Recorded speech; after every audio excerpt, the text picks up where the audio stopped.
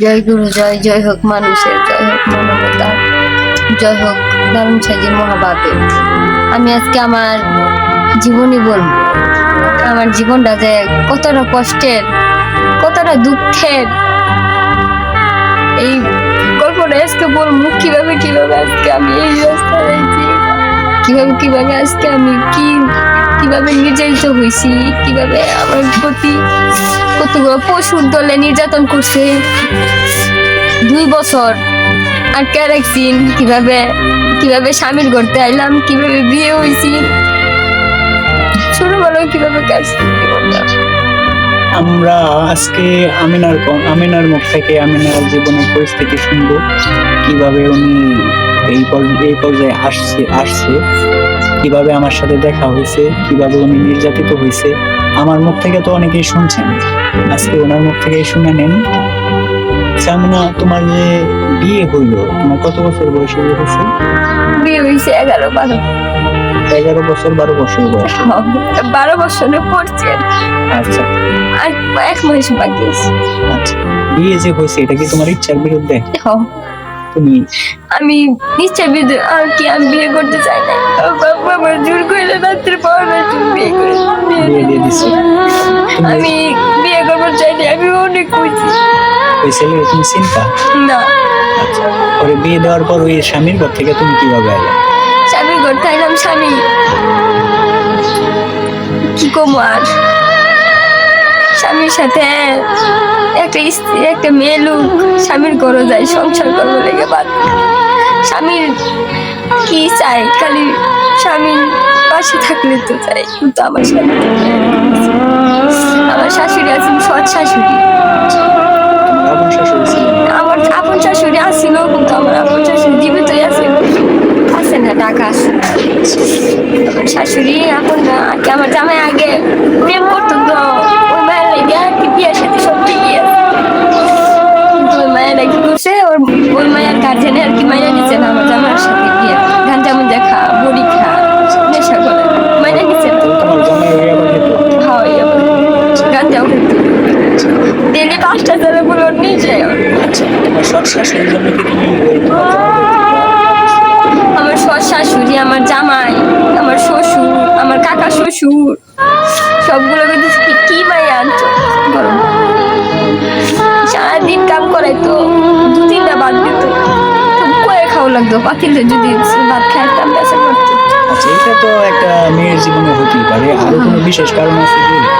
হ্যাঁ, বিশেষ কারণ আছে। স্বামীর সাথে, স্বামী আর স্ত্রী যে মিলনটা হয় না, এই মিলনের সময় আমার স্বামী কইতাছে আর কি, বাথরুমের রাস্তাটা আছে না, ওদিক দিয়ে মিলন করতে যায়, আমি না করছি। জোর কইরা একদিন আর কি এরকম করছিল, ওরা আবার কইতাছে, আমি না করছি, এভাবে অত্যাচার চালাই যেতেছে। তখন আমি কি করলাম, তখন আমি বাধ্য হইয়া বলে আমি আমার বাবার কাছে গেছি। তুমি যে এরকম তোমার সাথে করতে তোমার তো কষ্ট হইবে, তোমার চিল্লাচিল্লি করতে আমি চিল্লাচিল্লি, কেউ শুনতো না, বাড়ি তো এক জায়গায়, একটা ঘর গেলে, আর ওদিকে পাশের বাড়ি অনেক দূর আর কি, রাস্তা মেন রাস্তার এদিকে আর কি ভিতর বাড়ি, শুনতো নাইলে মানুষ যদি ওই জায়গায় খুনও করে আনা, কেউ শুনতো না। তাহলে এই জন্য কি তোমার স্বামীর এইবার এই কারণে আমি স্বামীর বাড়ি গেছি, স্বামীর বাড়িতে বাপের বাড়ি গেছিলাম না। আচ্ছা, পরে বাপের বাড়ি থেকে তুমি আবার বাপের বাড়ি গেছি, বাপ মা কি করবো, স্বামীর করতে আয় করতে দেখে ওই না দিয়েছি, ওরা বাপ মাও তো বুঝো না, বুঝা আমি বাপার কাছে যাই না, বাবা যা, আর এই জীবন নিয়ে কি করবো। তার মানে বাপ মা তোমার জ্বালা যন্ত্রণা দিতেছিল, তুমি স্বামীর বাড়ি থেকে দিছি ও স্বামীর বাড়ি থেকে আয় বলে বাপার আমি কইছি, কিন্তু বাপা আমার কথা বুঝছে না। যারা গরিব ফ্যামিলির থাকে তাদের একটা বিয়ে দেওয়া তো অনেক ঝামেলা, এই জন্য ওর বাপ মাও ওর প্রতি জ্বালা শুরু করে দিচ্ছে, প্রতি অন্যরকম ব্যবহার এখন শুরু করে দিচ্ছে। এই আর স্বামীর বাড়ি থেকে যখন জায়গায় এরকম আপনারা শুনলেন, এরকম পরিস্থিতির জন্য আপনারা যেটা শুনলেন, এরকম পরিস্থিতি কি একটা মেয়ের জন্য প্রযোজ্য? এটা খুবই কষ্টকর। তারপর তুমি বাড়ির থেকে বসতো, বাড়ি থেকে ভাবছি যে যাই কোন অন্যান্য কর্মটর্ম কইরা খাবার পাইলে মনে একটা কিছু দেখা, বাইর থেকে আইলাম, বাইর থেকে টাকা থেকে আইছি বাড়িতে। বাড়িতে এরা দাদি বাড়িতে এসে অনেক কি খামু গেছি নকলা কিছু কর্মটর্ম পাই নাই নকলা সেঞ্চি যেতে কতগুলো কুত্তা লুচ্চা ব্যক্তি ধরলো বলে মেয়েরা বাল বাচ্চা দিয়া গাছ কাম করবে হ্যান ত্যান কি করে নিয়ে একটা ঘরের মধ্যে আটকে এদের মাঝে নাম কারো বলতে পারবে? হ্যাঁ নাম দুলু আছেন হৃদয় আছেন সাব্বির আলামিন অনেক আছেন একটা অগর একটা গং পরে পরে গিয়ে ওই একটা গড় নিল গা একটা জঙ্গলের ভিতরে একটা গড় ওই জায়গায় ওরা যাইরা নেশাপানি করতো আর অনেক মায়ের নিয়ে আটকে রেখে এরকম করছে ওরা তুমি দেখছো আরো কোনো মেয়ে? আমি মায়ের ফটো দেখছি আর 2 দিন আগে যে নিছে এটা কইছে আমার কইতে আর কইছে নাকি পরে রাত্রে এক মানুষ আয়রা খুব অত্যাচার করতো আমার উপর। কতদিন চলছে এভাবে 2টা বছর আমার লাইফ থেকে আমার জীবনটা শেষ হয়ে গেছে 2টা বছর আমার লাইফ থেকে তোমার আর বাইরে বাইরে বাইরের বাইরে না গাউন দাউন পড়ছে বাইরে সব বিচ্ছে তাহলে এই তুমি কি আমাদের এই যে নকলাই কি এদের কাছে বন্দি ছিল নাকি আর আরো কোথাও বিক্রি করছো? আরো চন্দ্রকুনা আনার বুধু ওইখানে ওই জায়গায় বিক্রি করছি গাঁজা কোন নাকি আবার ইয়াবা খুন গাঁজা সবই খা হিরোইন সব খা আরেকটা আছে না মারি ওটা আমার ফলাই যাবার সিঙ্গা পরে ওটারে কি করছে মাইরা চালু করে দিচ্ছে বুড়ি দেয়া ওটা যদি চালুই আছে তোমার উপকার করতে ছিল? হ্যাঁ আমার গেছি না আমি পায়ে ধরছিলাম পায়ে ধরে কইছি আর কি করলো দেখি বোন তুই যে বা কান্তাস তাহলে দেখি তোর একটু উপকার করতে নাই বলে এটা কইছে কি গুন্না আসছে আরেকজন ওগুলো কি একজন গুন্না কি করলো ওরে বাইরে নিল বাইরে নিয়ে না বললো এতগুলো জিনিস আনু লাগবো ওটাও খাইতো আর কি ওটাও খা এটা জানি ওর আনু লাগবো ওরে জানাবো ওর মনটা আর কি ভালো আছে ওরে জানবার যায় এটা পুলিশে ফোন করে দিতে আমার সামনে স্যার এই যে দেখুন এরকম লোক এইগুলো আইতেছে বলে দইটা এটা ওরে দিয়ে দিল 5,000 বুড়ির মামলা ওখানে হাত বাইরে বলবো না চল থেকে পরে কইলাম দেখ আমার বাচ্চা বলে কেন লোকটা বিপদে পড়লো আমি কত বড় পাপিয়ে রইলাম এই লোকটার ফোনে দেখছি না কোনোদিন পরে আমাদের মমিনা কান্দা তুমি কিভাবে আসলে? মমিনা কান্দা আমার সাথে বিয়ে হওয়ার আগে ঈদ তখনকার ঈদের পরে না তখনকার আমি কইছি দেখো অনেকেই তো এই করলে আমার 2টা বছর ধরে কি অত্যাচার করলে একটা বার আমার বাইরে আমাদের ছোট্ট বুড়া বাড়া পরে কি করলো ক ওই জন্য কি খেয়ে তো পানি দিয়ে ওই রবার ডাম রবার ডাম ওই রবার ডাম এর আগে তুমি হ্যাঁ মমিনা কান্দা এর আগে লইছিল কিন্তু আমি তো ওদিন কাই আর কি লইছি ওদিন এর আগের দিন রাত্রে ইয়ার কাছে লইছি ওই যে রুকন মাসুদ ওগুলা ব্যক্তি মমিনা কান্দা রুকন মাসুদ ব্যক্তির কাছে লইছি আরো অনেক মানুষ আছে কিন্তু আমি নাম জানি না তো মুখ চিনি কে নিয়েছিল?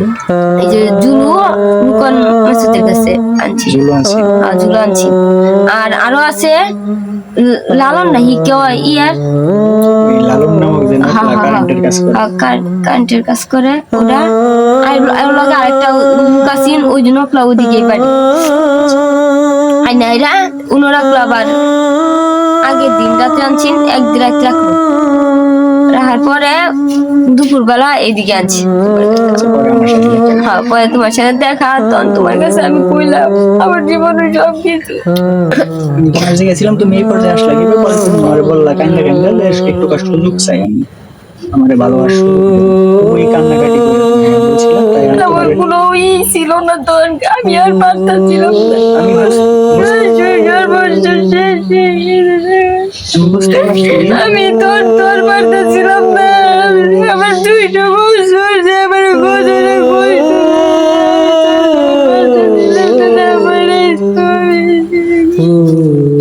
আজকে তুমি আমার সাহায্য করছো দেখে তোমার প্রতি আজকে এরকম করতেছে আবার আমার নিবার লেগে আমার কত চেষ্টা করে আমার ফুলাবান মারার হুমকি দেয় আমার দুইটা আর কোয়েলে আমার জামাইরে বাইরে ঘোরাচ্ছে ঘরে এটা বেড়া ভাই গেছে সেই নেই ঘরে গাঞ্জা জামারে হুমকি দিয়ে যায় কি মানুষ বাঁচবার ভাবে মানুষের বাজার কোনো দিতে না আমরা যে কতটা কষ্টে আছি একবার তুই যাই জানে আমার ওইখানে উপক্রমে আমি একটু সিদ্ধি সেবা গাঁজা খেতাম। গাঁজা মানুষ এখন গাঁজা খাওয়াটা ছাড়া দিছি টিউনু স্যারের মাধ্যমে। আমাদের নকলা নির্বাহী অফিসার বলছে যে তুমি এটা ছাড়া দাও, তোমার এটাই দোষ, তাই আমি এটা ছাড়া দিচ্ছি। আর এই গাঁজা খাওয়ার উসিলাতেই আমিনার সাথে সাক্ষাৎ হয়েছে। ওনারে আমি বলছিলাম যে আমিনা তোমার মানে ওই সময় নাম জানতাম না যে তোমার এই অবস্থা কেন, তুমি এই অবস্থায় কিভাবে আসলে। আমি দেখতে পারছি, বুঝতে পারছিলাম ও সারা রাত এই মানে ও এই ঘুম জাগছে যে এটা ওর মুখে ছাপ ছিল। পরে ওনারাও স্বীকার করছে, ওনাদের ব্যবহার আচরণে বুঝতে পারছি যে মেয়েটারে তো বাজে কিছু করা। পরে এই মেয়েটা আবার আমিনা আমারে বললো যে আমার যদি কেউ সুযোগ দিত তাহলে আমি ভালো হয়ে যেতাম। আমার মানে এমন ভাবে বললো যে কান্নাকাটি লাগাই দিচ্ছে। পরে আমি ভাবলাম যে মেয়েটা তো আসলে ভালো, যদি ভালো না হইতো তাহলে তো এরকম সুযোগ ছিল নইলে তাহলে তো এনারে আটকায় রাখছে।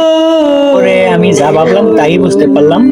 তখন আমি নাও আমার এখানে থাকতে চাইলো যে যাবো না, ও কিন্তু আরে জোর করে নিয়ে যাইল। জোর করে নিয়ে যাওয়ার পর আবার আমি না রে আবার ওই পরে সন্ধ্যাবেলা নিয়ে আমি নাই আসছে। তুমি পরে কইছিলে আমি কইছি আমি আবার উনো যামু আকাঞ্জা খাবি না দেখে এই কইছি যে আকাঞ্জা খাবি না বাইরে দিস আকাঞ্জা খাবি না যাই গাঞ্জা খাবো আমি কোলে দিয়ে দিব তো এটা করে বাড়ি চল দিয়ে আমি লইছি কত কষ্ট করে তোমার মানে আমার বিশ্বাস হয়েছিল দেখে। এই বিশ্বাসে আমরা এখন আমাদের দুইটা বাচ্চাও আছে, আমাদের বিয়ে হয়েছে।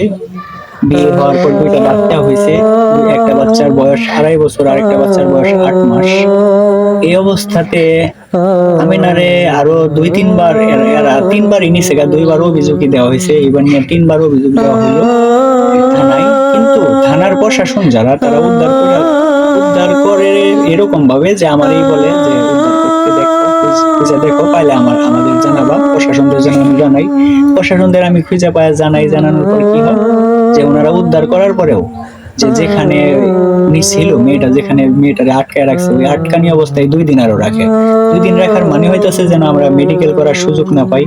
এইবার এমন অবস্থা হয়েছে যে আমরা ওসি স্যারের এখানে আমার সাথে কেউ নাই। এই মেয়েটারে নেওয়ার পর থেকে আমি এই মেয়েটার সুযোগ দিবার চাওয়া থেকে জবে থেকে দিছি আমার শত্রু হয়ে গেছে এলাকার সবাই বলা যায়, প্রায় লোকই 2-1 বাদে প্রায় লোকই। তাই আমার সাথে থানায়ও কেউ যায় না, কারণ এই মেয়ে এরকম মেয়ে নিয়ে যায় না।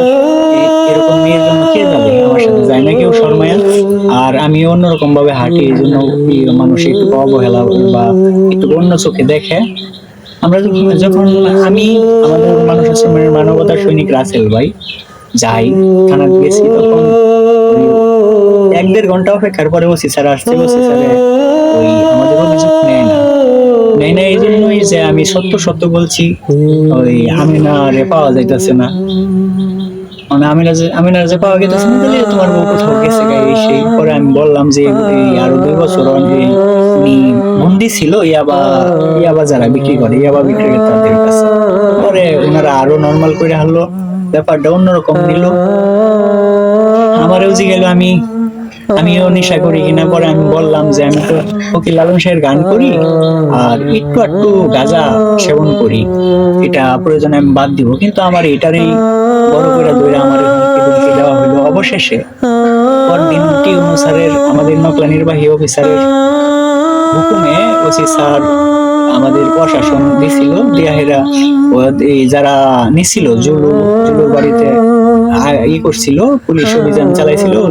তারপরের দিনকে দুপুর 2টার দিকে আমিনারে যারা নিয়েছিল জুলু, এরপরে আরো টিমে যারা ছিল তারাই থানাতে আনছে।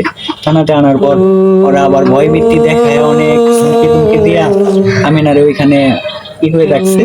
তারপর ওসি স্যার যখন আসছে, ওসি স্যার একটু আমি না এর মাঝেও সাহস করে অনেক কিছু বলছে, কিন্তু ওসি স্যার এগুলা গুরুত্ব দিলেন না। গুরুত্ব না দিয়া ওই যারা নিয়ে আসলেন, যারা নিয়ে গেছিল তারা নিয়ে আসলেন, তাদের দুই একটা ধমক দিয়া পাঠিয়ে দিলেন। তার মানে আমাদের সান্ত্বনা দিলেন, আমরা বুঝতে পারলাম।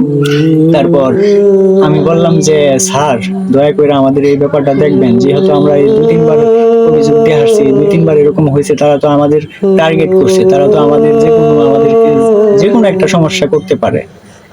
ওসি স্যার বললো যে এটাই শেষ, আর কখনো তো তোরা থানায় আসবি না, আর কখনো থানায় আসবি না এই ব্যাপার নিয়ে। তাই মনীষ স্যারের মাধ্যম দিয়ে একটা ডকুমেন্ট রাখছে, আমাদের ডকুমেন্টটা রাখার মানে পরে জিজ্ঞাসিলাম যে না আমরা এই ব্যাপারে থানা না যাই, এটাই বলছে মনীষ স্যার। মনীষ স্যার ভালো আচরণ করছে আমার মতে, উনি জানাই দিছে। পরে আমরা যখন বাড়িতে আসলাম, আবারও টিউনো স্যারের জানাইছি সব আমরা যা আমাদের জীবনে যা ঘটছে, আমাদের নকলা নির্বাহী অফিসারের হোয়াটসঅ্যাপের মাধ্যমে সবকিছুই জানাইছি। স্যার কোন পর্যন্ত করছে এটা আমি জানি না। এরপরে আমরা যে অভিযোগ দিলাম, অভিযোগে তো কিছু হইলই না। কালকে রিয়াদ নামক একজন আইসা আমাদের মদ খায় আসছে, আমার বলতেছে যে তুই নাম দিছস কে, আমার নাম দিছস কে। আমি কই দেখেন যারা যারা ছিল সবার নামই তো দিব। পরে আমিনারে বলতেছে ওই আমি তোর কি করছি, তুই আমার ই করলি। আমি না কি করবো, অবশেষে আমি যে গাঁজা খাওয়া বাদ দিছি, একটা ডাবা কিনছিলাম, এই ডাবাটাও নিয়ে গেছে, নিয়ে ভাঙ্গিয়া লাইছে। ভাঙ্গিয়া হালানোর পর এরপরেও আমাদের এলাকার সুমন নামক আরেকজন আছে, সে আমাদের আগে একটা ওই রুবি লঙ্গান ফল গাছ নিয়ে গেছে, ফল সহ, আর একটা 5 বছরের আঙ্গুর ফলের গাছ, এটা জাংলাও দিছি, জাংলাটা পুরোপুরি ওই মানে ছায়া গেছিল, এই গাছটা চিরাত হয়ে গেছে। এরপরে আঙ্গুর বেড়াও ফাঁক করে হয়ে গেছে। এখানে আমরা এরকম অবস্থায় আছি, আমরা এটার কোনো বিচার পাই নাই। আসলে আমরা যদি ভালো মেয়ে না হইতো তাহলে কি আমার মতো প্রতিবন্ধী মানুষের কাছে এতদিন থাকতো? প্রায় আমাদের সংসারের বয়স হয়ে গেছে 4 বছর। 4 বছরে আমাদের 2টা সন্তানও আছে। আর আমার লক্ষ্য হইতেছে আমি একজন প্রতিবন্ধী মানুষ হইলেও যতদিন বাইচা আছি, আমিনার মতো নির্যাতিত মানুষ যারা আছে, মেয়ে মানুষ না পুরুষ মানুষ হইতে পারে, তাদের পক্ষে আমি যদি আমার সামনে পড়ে, আমি তো যা দেখতে পারি না, আমার সামনে বলে তাদের পক্ষে আমি কাজ করবো। এছাড়াও আমিনা না খালি এই পৃথিবীর যত নিরীহ প্রাণী আছে তাদের পক্ষেও আমি থাকার চেষ্টা করব। কিন্তু আপনারা যারা সচেতন আছেন, যারা ওই উন্নত লেভেলে আছেন, যারা আর্থিক দিকে সবল আছেন, তারাও একটু খেয়াল রাখবেন। তারা যেন আমার এই কাজটা দেখা দেখি তারাও যেন এরকম উদ্যোগ নেয়। আমিনার মতো মেয়ে পৃথিবীতে অনেক আছে, হাজার মেয়ে আছে আমার মতো। তাদের প্রতি যে কত অত্যাচার করা হয় আমার চেয়ে বেশি। আমার তো অনেক অত্যাচার হয়েছে, আরো অনেক কত মানুষ আছে, কত মায়ের মাইরা জোর কইরা।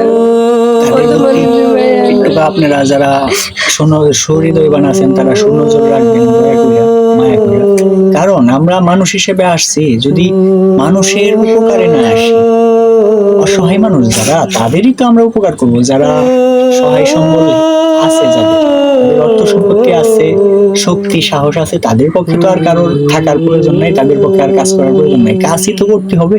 যারা অসহায় মানুষ আছে, নিরীহ প্রাণী আছে, তাদের পক্ষে, তাই তো সকলের এদের পক্ষেই কাজ করা দরকার, যারা ওই প্রতিষ্ঠিত ব্যক্তিবর্গ আছেন। কিন্তু আমি যা বুঝতে পারলাম, আমাদের এই জীবনী নিয়ে অনেক সংক্ষিপ্ত ভিডিও আমরা এদিকে কারোর আগ্রহ তেমন একটা আমি পাই নাই। 2-1 জন মানুষ কেবল আশ্বাস দিছে। আমাদের দেখেন, আমি বলে কোনো কামাই রোজগারও করতে পারি না।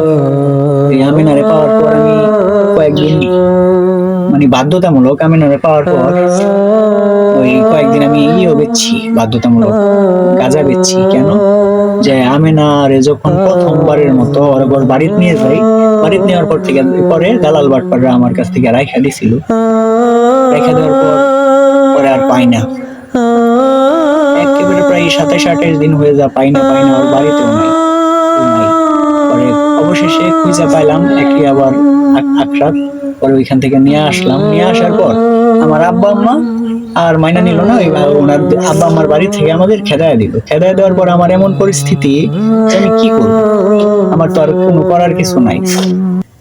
তাই আমি বাধ্যতামূলক 50 গ্রাম গাঁজা এনে আমি গাঁজা বেচা শুরু করে দিয়েছিলাম, যে আমাদের তো চলতে হবে, খাইতে হবে। এই জন্য আর আমার মূল উদ্দেশ্য হলো আমিনার যেভাবেই হোক একটা আশ্রয় দিব। কারণ ওর পিছে যে কিরকম শত্রু, শুধু আমার নকলা না, আমাদের মমিনা কান্দা না, শেরপুরও আছে, ঢাকাও আছে। দুই আড়াই বছরে তো জানেনি কি কি হইতে পারে একটা মেয়ের জীবনে। একটা মেয়ের যদি বন্দি করে রাখে কিছু ওই অন্যরকম মানুষরা, আবার ব্যবসায়িকরা, তাহলে ওর দিক কি করতে পারে? আমি যখন ওরে বিয়ে করছি, বিয়ে করার পরে উনি আমার বিয়ে করার রাত্রে উনি আমার সব বলছে, আমাদের বাসর রাত্রে উনি সব বলছে, এমন ভাবে কায়দা কায়দা বলছে, আমার বিচারও চাইছে, আপনি তুমি এটা কি করবা। কিন্তু আমি বলছিলাম যা হবার তা হয়ে গেছে, ওগুলো আমরা বাদ দিই, আর ভবিষ্যতে যদি না হয় তাহলেই তো হলো। কিন্তু আজও পর্যন্ত আমিনারে ওরা ছাড়ে নাই। 2-3 বার এইভাবে নিল। বাচ্চা আমাদের শেয়া বাবা যখন 3 মাসের, তার খুশি হয়েছিল না, কেবল আরেক মাস গেলে উনি পূর্ণাঙ্গ হবে এরকম পর্যায়ে একবার নিয়েছিল। বাচ্চাটা প্রায় মারাই গেছে, 60 বাচ্চা আছে। আবার 80 বেটার ছোট ধইয়া নিলোগা দেখলে নিত আপনারা। এবারের ব্যাপার তো আপনারা অনেকেই জানেন, যারা না জানেন তারা জেনে যাবেন আমাদের প্রোফাইলে ঢুকলে। আমার ইচ্ছা হইতেছে আমি শুধু এই অসহায় মানুষ এবং নিরীহ প্রাণীদের কাজ করবো না, পক্ষে থাকবো না।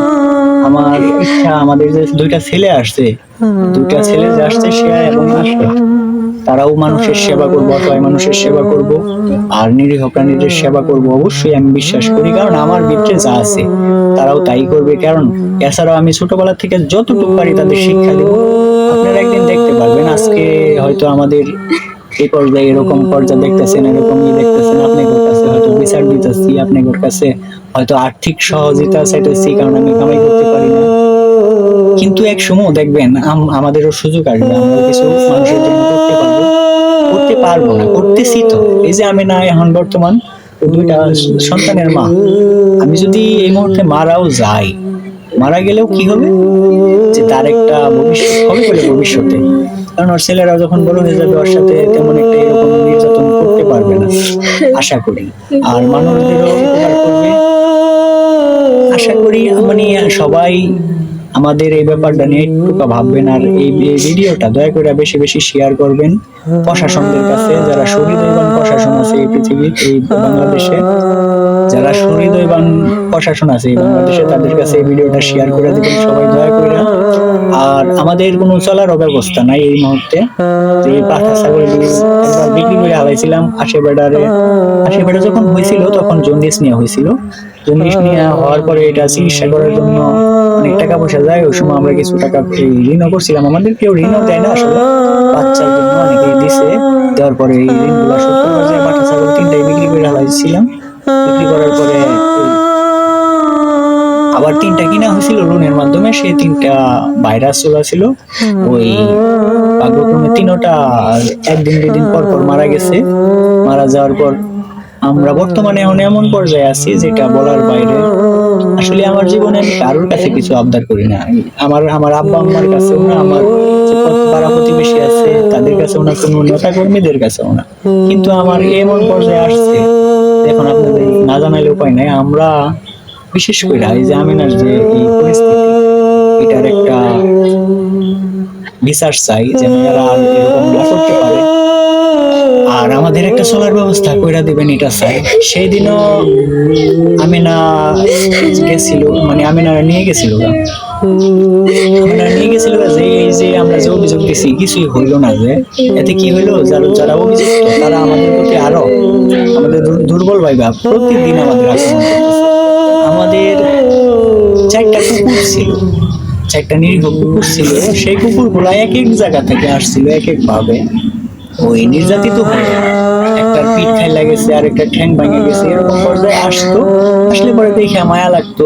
আমরা যেটুকুই খাই ওই খাদ্য থেকে খাদ্য দিতাম। এটা শুধু ওই সময় থেকে না, আমি ছোটবেলা থেকে আব্বা আম্মার ওইখানে যখন খেতাম, ছোটবেলা থেকে আমি অল্প অল্প মানে কিছু অংশ ভাত খাইতাম, কিছু অংশ মধ্যে পানি ঢালা দিতাম, ওটা আমি পশুর জন্য রাখতাম। এতে আমার অনেক পরামর্শ দিত যে আব্বা আম্মা যে তুমি এই হায়াত কাটা যাবে এই সেই। আমি বললাম যে আমার হায়াত কাটা যায় যদি পশুরা বাঁচতে পারে, নিরীহ প্রাণীরা বাঁচতে পারে সেটাই করবো।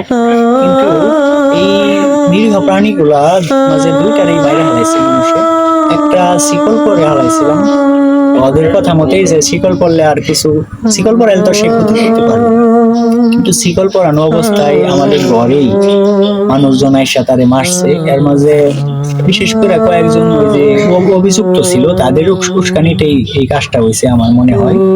আর নয়তো এলাকায় তো আরো দুই একটা নিরীহ কুকুর আছে, তাদের তো মারা হলো না, আমগন্ডির বাচ্চা বাচ্চা মারা হলো। দয়া করে আপনারা বিবেচনা করবেন, হয়তো আমরা কথা দিয়ে আপনাদের বোঝাইতে পারবো না আমাদের ব্যাপারটা, আপনারা যদি না বুঝানেন দয়া করে। তো আমেনা তুমি এটা বিচার তো অবশ্যই আমার কোটির ভিতর যে বললো শান্তি পেতাম না, সে ঘটনা বলতে চাইছিলাম। আমেনা আমার সবকিছু বলে নাই, শুধু আমি ওনারে দেখি চুলগুলা পুরোপুরি জট হয়ে গেছে, পুরোপুরি জট হয়ে গেছিল চুলগুলা। আর পিঠ পিঠ এমন অবস্থা হয়েছিল যে তিনি আর পিঠটা সাল যাইতে যাইতে একেবারে কহর পড়ে গেছিল, পুরাটাই কহর পড়ে গেছিল। এটা দেখানো সম্ভব না, এখনো সেই চিহ্ন অনেকটাই আছে। তবে আমরা সুহৃদয়বান প্রশাসন যারা আছেন তাদের কাছে সাহায্য চাই, হেল্প চাই, দয়া করে আমাদের ব্যাপারটা বিবেচনা করবেন। জয় গুরু জয়, জয় হোক মানুষের, জয় হোক মানবতার, জয় হোক লালন সাজির মহাপ্রেমময় ভাবের, জয় হোক মরমীবাদের, মঙ্গল হোক সকল প্রাণীর।